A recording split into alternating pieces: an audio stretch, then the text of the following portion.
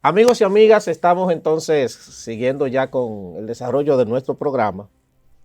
Nosotros tenemos el honor de recibir en esta ocasión a una persona que eh, últimamente saltó a la palestra pública por algunas denuncias valientes que ha hecho en el plano nacional e internacional. Pero hoy nosotros lo tenemos aquí para conversar de muchos temas porque es una persona con un amplio conocimiento en el aspecto jurídico y en el aspecto también político. Fue presidente de la Cámara de Cuentas en República Dominicana. Así es que nosotros tenemos el honor de recibir a don Máximo Castillo. El honor es mío, Rafael, estar aquí contigo. Buenas noches, doctor. Qué bueno. Gracias por aceptar nuestra invitación. Miren, con usted sucede un problema, un problema agradable, si se puede decir, porque es que entonces con usted se puede hablar de muchas cosas y uno casi no sabe por dónde cómo empezar con usted. Pero bien, por algún punto hay que empezar. Usted ha hablado, doctor, que tiene una especie de propuesta de cómo en el país se puede resolver el problema migratorio sin que eso afecte la soberanía. Recientemente se ha dado a conocer una ley de tratas de personas, de víctimas, y que esa ley ha colocado en la palestra un tema que a la gente le resulta muy sensible, y es el tema haitiano. Entonces, tomando en cuenta lo que esa ley establece, me gustaría ver dos cosas. Primero, ¿cuál es la valoración que usted tiene como abogado de ese proyecto de ley en el que la ciudadanía entiende que lo que se quiere es que se creen los campos de refugiados para que al final terminemos asumiendo el problema haitiano? Entonces, primero la valoración y segundo, ¿cómo cree usted entonces que nosotros podemos resolver ese problema sin que la soberanía nuestra se vea afectada cuando está siendo golpeada por organismos internacionales que quieren otra cosa en nuestro país? Antes que nada, Rafael, decirte que el tema de tu programa, el nombre de tu programa, Ajedrez Sociopolítico, sí, nos traza a nosotros una pauta estratégica, no solo para tratar lo que tiene que ver con el asunto migratorio, sino para todos los asuntos de la República Dominicana. sí. Porque la sociopolítica y el ajedrez son clave de solución de problemas, no solo a nivel político, a nivel jurídico, a nivel económico, a nivel empresarial, a nivel militar. El ajedrez ha sido tradicionalmente un método utilizado a través de la historia para trazar pautas estratégicas para la solución de problemas. Pues entonces yo te diría que... Escúcheme, doctor, usted que entonces es un conocedor del ajedrez, entonces analíceme la respuesta, la pregunta que les di. En base a una estrategia de ajedrez. Exacto. ¿Cuál serían los caballos? ¿Cuál sería el peón? ¿Cuándo se podría producir un jaque mate? A ver...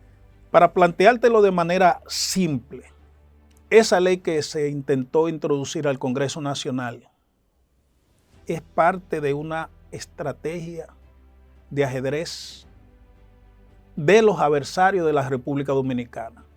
No te voy a entrar en muchos detalles al respecto, pero para decírtelo de manera clara y precisa, ¿cuáles son los adversarios de la República Dominicana en esta partida de ajedrez? Inglaterra, Canadá, Francia, Estados Unidos, la ONU, la OEA y otros organismos internacionales. ¿Cuál es la estrategia de esos organismos? Fusionar las dos naciones que conviven en la isla, comenzando con la creación de un campo de refugiados para que la República Dominicana asuma el costo social, político y económico de esa vecina nación que prácticamente ha colapsado. La República Dominicana no puede, bajo ninguna circunstancia, permitir que se llegue a ese extremo. Sin embargo, en los últimos tiempos, hemos visto que las autoridades dominicanas se han pronunciado en contra de esta actitud de organismos internacionales. Pero luego hemos visto un silencio que para nosotros es delicado y peligroso. Es más, iría un poco más lejos. Es un silencio que pudiera ser funesto para el futuro de la nación dominicana, para la soberanía. Y es que en principio todo el que estaba ilegal en la República Dominicana estaba siendo deportado. Y de repente ya no se habla de eso. De repente vemos que hay en la República Dominicana una invasión pacífica de los vecinos haitianos. Y eso es muy peligroso. Entonces, la forma de resolverlo no hay que buscar mucho.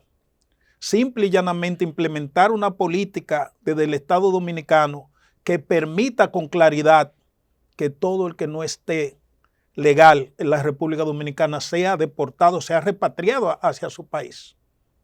Y decirle no a esa actitud de esas grandes naciones que pretenden por todos los medios instaurar en la República Dominicana un campo de refugiados para luego entonces abrir las pautas para una fusión, que es lo que desde hace mucho tiempo persiguen esas grandes naciones.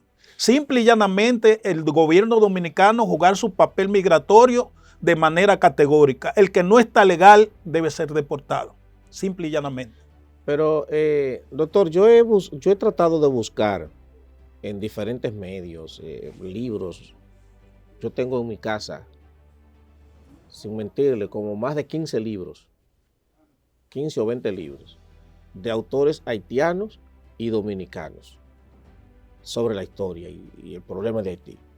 Nunca yo he visto en ningún libro planteado ese tema de la fusión. ¿Cómo surge eso del tema de la fusión? ¿Es cierto que se quiere una fusión o eso aquí se lo han creado para mantener los dos pueblos, tratando de mantenerlos separados y divididos? Es que, como lo dice, por ejemplo, el nombre de tu programa, en ajedrez nunca se dice, nunca se da a entender cuál es el fin, cuál es el objetivo final. El ajedrez te permite a ti analizar 5 o 7 jugadas, prevenir las jugadas del adversario y preparar la estrategia de defensa. Entonces las naciones que te acabo de mencionar nunca van a mencionar el tema fusión, porque esa es su estrategia. Sin embargo, los pasos atinentes para alcanzar ese objetivo sí se han dado, se han estado dando de manera categórica, de manera creciente, de manera organizada.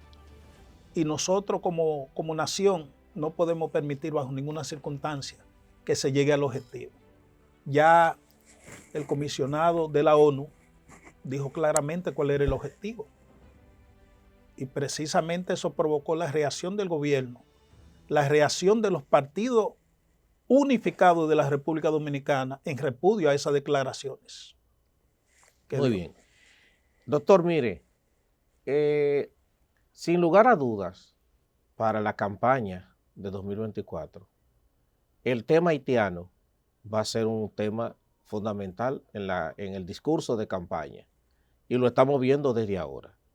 Yo tengo una hermana que dice que cuando el domingo va a ser bueno, desde el jueves se sabe. Entonces, desde ahora uno empieza a ver que ese va a ser un tema. Pero hay otro tema que en la República Dominicana le está generando al gobierno un dolor de cabeza. Y es el tema de la criminalidad, de la inseguridad ciudadana en la que nosotros vivimos. Entonces, ese tema de la criminalidad, de la inseguridad, está conllevando cada día a una sociedad, digo yo, más paranoica, porque evidentemente la gente va tomando miedo de salir, etcétera, etcétera. ¿Cómo usted cree que ese es un tema que se podría controlar? ¿Qué debería hacer el gobierno? Porque ese es un tema, reitero, que le va a dar duro al gobierno. El tema de la inseguridad ciudadana es quizás, junto con el tema haitiano, los dos temas más delicados que enfrenta el gobierno actual. Ya lo creo. Por cierto, son los dos temas principales de preocupación para la ciudadanía. El tema de la criminalidad, el tema de cómo nosotros podemos procurar combatir la criminalidad, reducir los porcentajes de la comisión de crímenes, de la delincuencia, y llevar seguridad a los ciudadanos, desde el punto de vista que yo lo analizo, tenemos que hacer un relanzamiento de la sociedad dominicana, un relanzamiento del Estado dominicano. Y en ese relanzamiento, procurar que desde la alta instancia del gobierno y del empresariado se envíen hacia la sociedad las mejores señales. Porque no podemos nosotros erradicar la criminalidad en la República Dominicana si no mandamos los ejemplos adecuados desde la clase gobernante. Y si hay una clase gobernante en la República Dominicana, tenemos que ubicarla en dos factores distintos. La que gobierna directamente desde el Ejecutivo y los demás estamentos del Estado, los demás poderes del Estado, y la que gobierna fuera de los estamentos de poder del Estado, como podríamos decir, el poder detrás del trono, que son los empresarios. Entonces esa señal tenemos que mandarla desde arriba. ¿Y cómo mandar la señal? Que precisamente esa clase gobernante se comporte con honestidad, mande ese ejemplo hacia la sociedad, se comporte mandando una señal de sacrificio, una señal de saneamiento de la sociedad, de adesentamiento de la vida pública.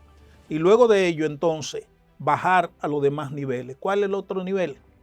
Tenemos que llegar al sistema educativo nacional para que desde la escuela, desde la primaria, desde los primeros niveles, se reestructure el programa educativo y pueda entonces la sociedad, en la medida que se combate la criminalidad desde arriba con ejemplo, con señales, con sacrificio, pueda irse preparando la sociedad en los niveles bajos, las nuevas generaciones, con una educación diferente. Pero a ellos tenemos que agregarle un saneamiento total del sistema judicial, porque no podemos estar combatiendo el crimen por un lado, mandando señales de fortalecimiento, robusteciendo la sociedad en aquellos aspectos fundamentales, si la justicia no está funcionando. Porque estaríamos haciendo un esfuerzo de un lado que se debilita por el otro. Cuando los jueces, de manera medalaganaria o de manera injustificada, están liberando a delincuentes, están mandando entonces una señal equivocada al saneamiento que nosotros estamos procurando en la sociedad. Y luego de que se comience a trabajar en esos distintos aspectos, entonces preparar una adecuada política de Estado contra la criminalidad. Es decir, modificar el actual sistema de política de Estado hacia la criminalidad, pero ya de manera conjunta, tomando el ejemplo desde arriba de gobierno empresario, el modelo educativo, modificarlo, sanear el sistema judicial y finalmente entonces la política criminal. Esos son los aspectos que yo entiendo que pueden ayudar a reducir la criminalidad y hasta erradicarla. Pero tiene que ser una labor conjunta, gobierno, empresario y sociedad. Para ello se requiere de un relanzamiento social, de un relanzamiento del país, de un relanzamiento del Estado dominicano, donde haya un compromiso mancomunado de cada uno de esos sectores. Y eso solo se puede lograr con un gobierno verdaderamente comprometido, con un gobierno que no recurra a endeudamiento, con un gobierno que no recurra... ¿Cree usted que este gobierno está comprometido con eso? No veo las señales, porque tal vez pudiéramos decir que el gobierno está o no está comprometido, pero las señales son las que indican el camino y pueden dar un carácter de juzgamiento de actitud. Tiene que existir desde el gobierno esa voluntad debe estar manifiesta y esa voluntad debe estar clara y nosotros no estamos viendo. Estamos viendo que en las últimas décadas, los últimos gobiernos han hecho caso omiso a un saneamiento judicial. Han hecho caso omiso a una política de adesentamiento público. Pero, y entonces todo esto que estamos viendo como el Ministerio Público, de todas estas operaciones, la operación Antipulpo, Medusa, etcétera, etcétera, etcétera. Entonces, ¿qué lectura tiene usted de eso? son inicios positivos, pero más que un ministerio público independiente, necesitamos un ministerio público apoyado por el Ejecutivo, apoyado por el Congreso. Por eso dice que este Ministerio Público está apoyado por ellos. Una de las cosas que más venden es que ellos tienen todo el derecho de actuar, de hacer todo lo que tienen que hacer, porque el presidente no se mete en eso, etcétera, etcétera, y que hasta de que le aumentó el presupuesto, lo que ha dicho desde el primer momento. El presupuesto del Ministerio Público no ha sido adecuado, porque lo último que hemos visto en las últimas etapas de gobierno, en los últimos meses, es que hasta se pretende crear un Ministerio de Justicia que va a ir en contradicción de un Ministerio Público independiente. O sea, ¿usted no está de acuerdo con el Ministerio de Justicia? No estamos de acuerdo, y no solo eso, sino que el Ministerio Público debe recibir un apoyo más claro en sentido general, porque no es suficiente con que el gobierno declare que quiere un Ministerio Público independiente y ese Ministerio Público independiente no se hace el esfuerzo de que sea realmente independiente por ley, no se hace el esfuerzo de que ese Ministerio Público cuente con los recursos necesarios para establecer los mecanismos de trabajo que permitan que este Ministerio Público les rinda una labor a la sociedad. Actualmente el Ministerio Público tiene más de 500 expedientes y el personal no es suficiente para trabajarlo. Expedientes de corrupción, expedientes de crímenes, y no es suficiente el personal. Entonces, ¿qué debe hacer el Ejecutivo y el Congreso? Aumentarle significativamente el presupuesto y procurar, en la medida de lo posible, a la mayor brevedad, la modificación de la Constitución para que este Ministerio Público sea realmente independiente. Pero usted dice, ahora que usted menciona eso, de modificar la Constitución para que el Ministerio Público sea realmente independiente. Leonel Fernández dice que, porque él se atribuye que el Ministerio Público es independiente. Y él dice, está ya establecido que el Ministerio Público es independiente porque la Constitución que nosotros impulsamos, establecimos que es un Ministerio Público independiente. Entonces, ¿qué es lo que más se debe hacer para que el Ministerio Público? Eso es un sofisma de Leonel Fernández. Un sofisma de Leonel Fernández. Porque los distintos gobiernos que tuvo Leonel Fernández siempre puso el procurador que él quería, para él controlar las acciones de la justicia como él quería. Entonces, Leonel Fernández es la figura menos llamada a hablar de un Ministerio Público independiente, porque precisamente en los gobiernos de Leonel Fernández se inició la corrupción más alta que ha conocido la República Dominicana. ¿Y qué es entonces lo que debe tener, qué es lo que debe haber en la ley, en la Constitución, para que el Ministerio Público sea realmente independiente? Más allá de lo que existe en la Constitución, ¿qué es lo que debe haber? Yo lo planteo dentro de un esquema de relanceamiento de la sociedad dominicana, buscando el adesentamiento general de la vida pública y del sistema judicial. ¿Cómo yo veo la independencia del Ministerio Público? Yo la veo desde el punto de vista de la implementación desde la Constitución de un Consejo de la Magistratura diferente, un Consejo de la Magistratura equilibrado, un Consejo de la Magistratura no politizado, donde participen actores diferentes como los representantes de las principales universidades, como los representantes de las asociaciones profesionales más afines a la designación de los distintos estamentos que nombra el Consejo de la Magistratura. Por ejemplo, el Ministerio Público pudiera ser perfectamente dentro de un esquema de un Consejo de la Magistratura diferente, designado por el Consejo de la Magistratura. El Ministerio Público y sus adjuntos, creando lo que ahora pretenden establecer dentro de un Ministerio de Justicia, creándolo dentro del Ministerio Público. Por ejemplo, el departamento o el área que tiene que ver con la política penitenciaria, especializada desde el Ministerio Público. El área que tiene que ver con las investigaciones, lo que es hoy el INACI, que son los aspectos que se plantean en el ministerio, en el nuevo Ministerio de Justicia, también manejado por el Ministerio Público.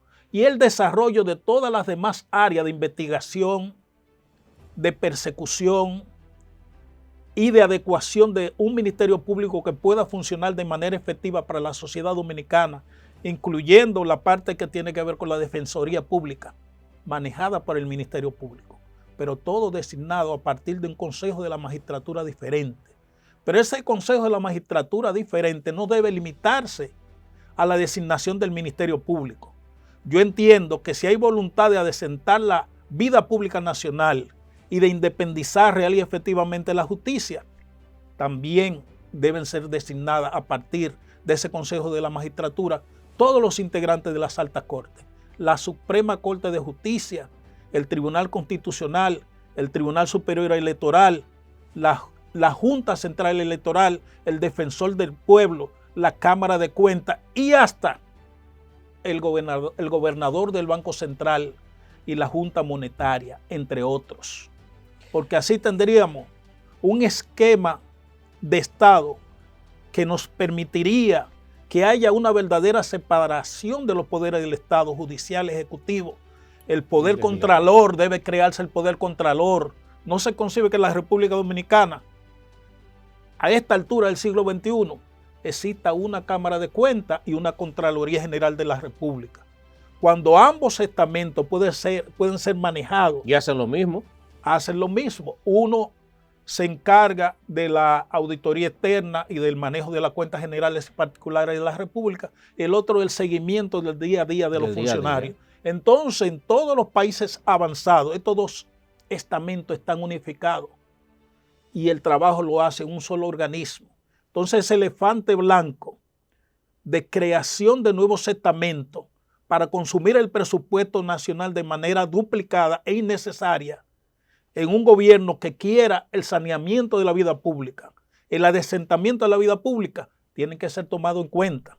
Por eso es que en el esquema de visión de un Estado moderno para la República Dominicana, yo contemplo la eliminación de las duplicidades de Estado, de las entidades de Estado que son elefantes blancos, no la creación de nuevos estamentos que van a hacer lo mismo o por el contrario, van a dificultar lo que un estamento existente debe hacer de mejor manera, con mejor presupuesto, como es el caso del Ministerio Público, y refiriéndome nuevamente al llamado Ministerio de Justicia.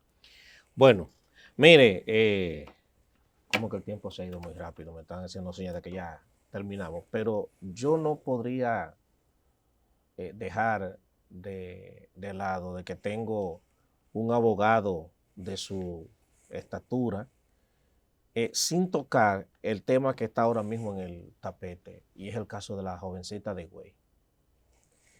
El INASIF ya ha presentado su informe. En el informe se establece de que la niña fue sometida a un acto sexual violento y eso le provocó un shock hipovolémico, se llama, o hipovolémico, perdón, hipovolémico, el shock.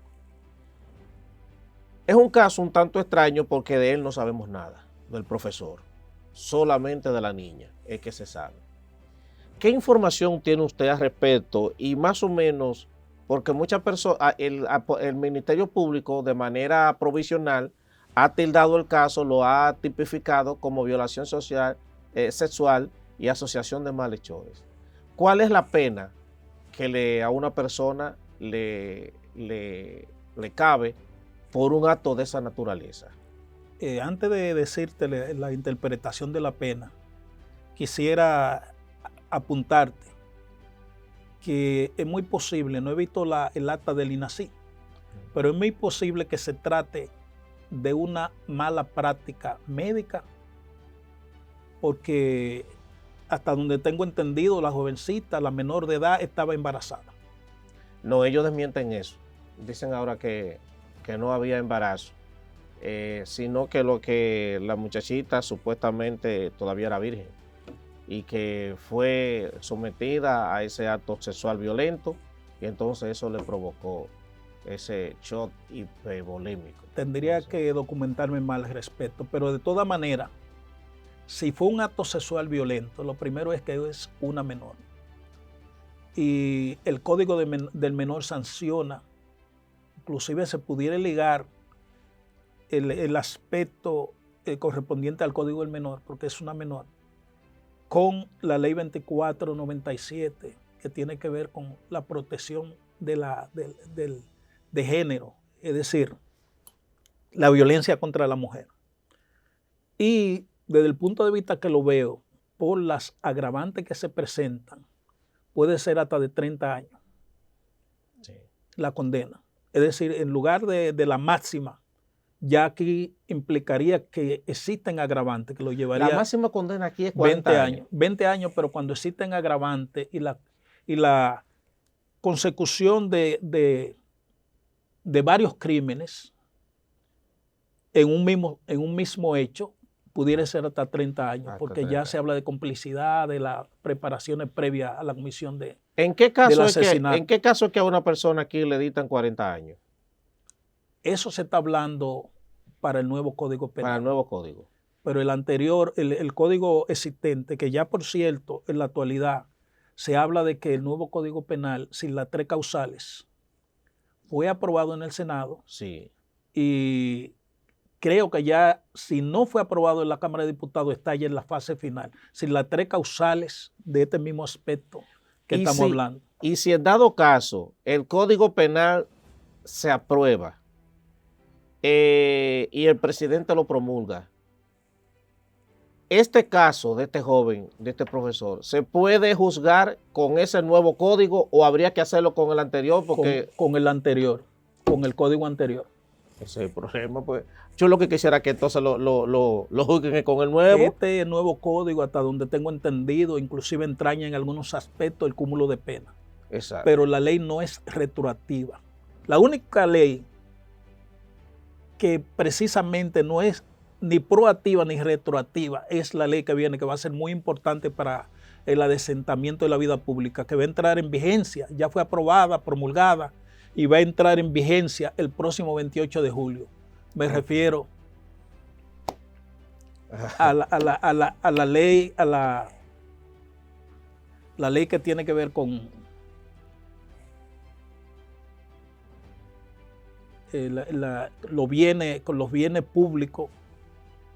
Esta ley se llama, ¿cómo es el nombre de esta ley? La ley de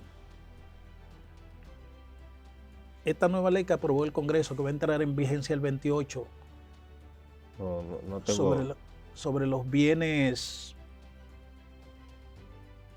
Los bienes que incautados o algo. No, todos los bienes adquiridos de manera ilícita. Ok. Los bienes adquiridos de manera ilícita que al final del camino pueden ser perseguidos en manos de quien estén si no se demuestra la legalidad de lo mismo. Ok. La ley de extinción de dominio. Lo que pasa es que como no la han publicado, a uno se le escapa el nombre. Ley de extinción de dominio. Okay. Que la sociedad va a poder, las autoridades van a poder perseguir los bienes, no importa la época. Si son bienes ilícitos, que vienen de actividad criminal, y la persona todavía ostentándolo no puede justificarlo, el Ministerio Público puede perseguirlo y llevarlo entonces al seno del Estado Dominicano, sin mucha dilación.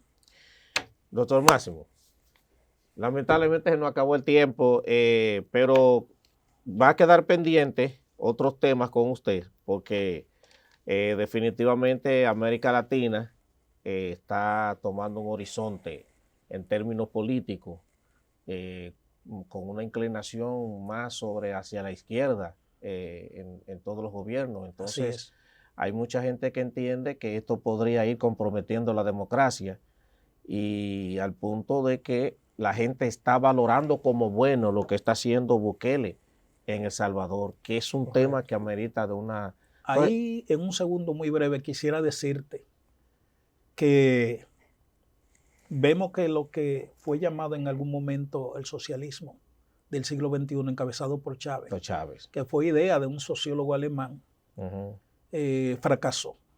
Sin embargo, hay algunos países en épocas recientes que están caminando hacia el socialismo. Y la democracia solo se puede ver, por ejemplo, en una manera efectiva en 2 países, en México y en El Salvador. En El Salvador con Nayib Bukele y en México con López Obrador, independientemente de que ha sido declarado socialista. Bueno, pues ese es un tema que le vamos a invitar otra vez para que nos metan. Bueno, muchas gracias a usted por estar con nosotros. Ustedes quédense ahí porque regresamos con más contenido.